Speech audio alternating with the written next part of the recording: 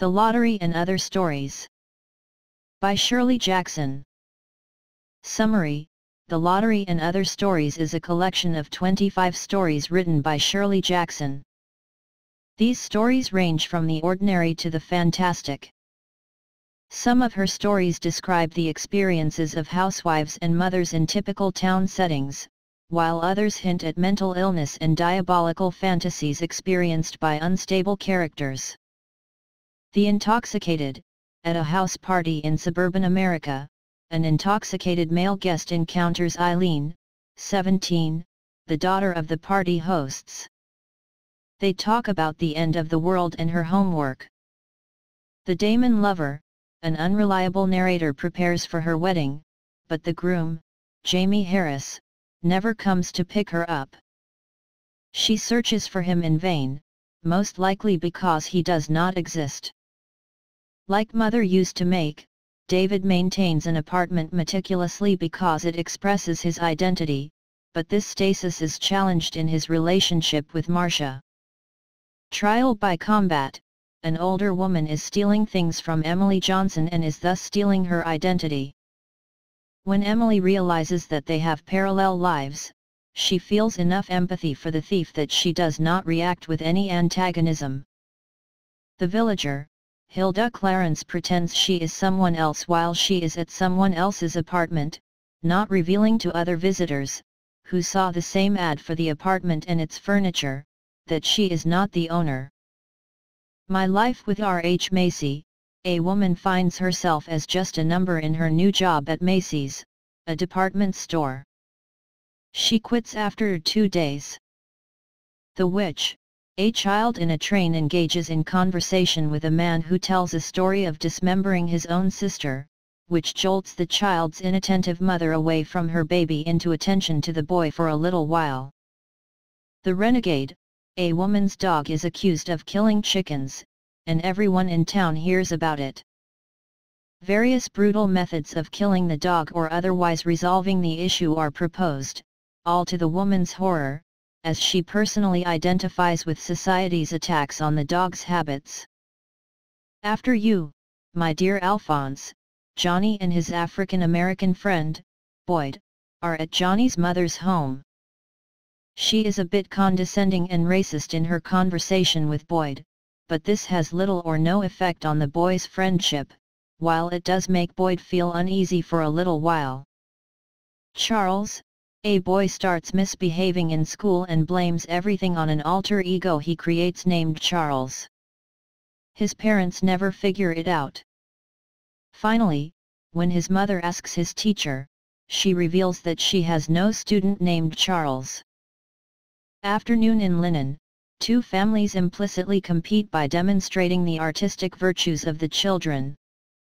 Harriet is unwilling to play a long end, after she refuses to read one of her poems but one is read after all. She embarrasses her family by saying that she plagiarized it. She thus successfully resists the competition. Flower Garden.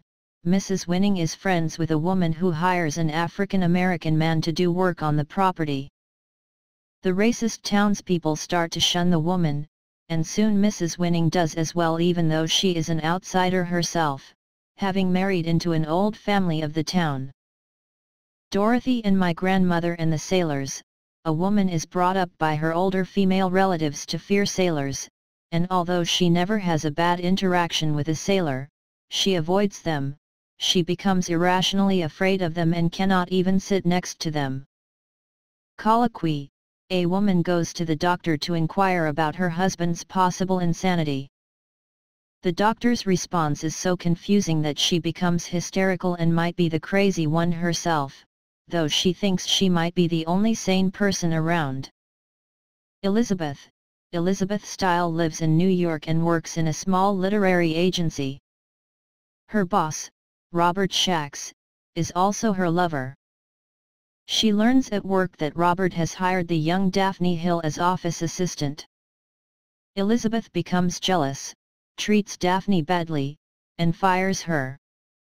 Things start to go a little worse for her and Robert, and she tries to make contact with a former client, James Harris, hoping that he will be her ticket to a new life. A fine old firm, two mothers meet and talk about their sons in the military. The family situations are very similar, yet the women's pride makes each one try subtly to demonstrate a little superior over the other, especially regarding their likely employment in law firms. The dummy, two women enter a restaurant, and one is a complainer. A ventriloquist enters and does an uninteresting show, then sits down with a female friend nearby. They fight, and the ventriloquist puts awful words in the dummy's mouth. One of the women slaps the dummy, and the female friend straightens the dummy's head. 7 types of ambiguity. A man is excited about buying a book and has the owner promise to sell it to him later.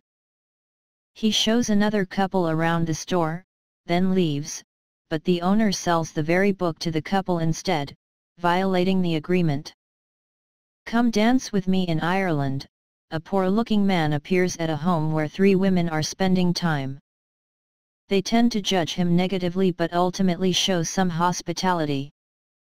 After he is frank about his feelings and ideas instead of appropriately polite and grateful, the women feel that their negative judgments are confirmed. Of course, Mrs. Tyler greets a new family moving into the house next door. The Harris family strangely does not go to movies or listen to the radio or play bridge or read the newspaper. Mrs. Tyler clearly has nothing in common with them, so she leaves. Pillar of Salt, Margaret and her husband vacation in New York City. After a scare in which she is erroneously told that the building is on fire, she becomes progressively scared of everything in the big city, eventually becoming unable even to cross the street. Even Long Island is not safe and is macabre, for she deals with a girl who found a human leg on the beach. Men with Their Big Shoes, Mrs. Anderson, who works in Mrs. Hart's home, engineers a conversation where she leads Mrs. Hart to believe that the neighborhood is gossiping about her relationship with her husband, and that to protect herself from further gossip she needs to let Mrs. Anderson live in her home. The Tooth, a woman travels into the city for oral surgery. She frequently falls asleep and has minor encounters with Jim Harris, has a successful operation, loses all track of her identity, and ends up running barefoot through the city in a fantasy of running with Harris on a beach. Got a letter from Jimmy. Over a meal with a male companion, presumably her husband, she learns that he received a letter from someone named Jimmy. She wants to know what it says, but he says he will just return it unopened. She becomes furious and homicidal, though she does not reveal her feelings during the conversation. The lottery. The villagers assemble for the annual lottery. Each family takes a slip. The chosen family comes forward, and each family member takes a slip. The chosen person, Tess, is coldly stoned to death as the sacrifice for the harvest.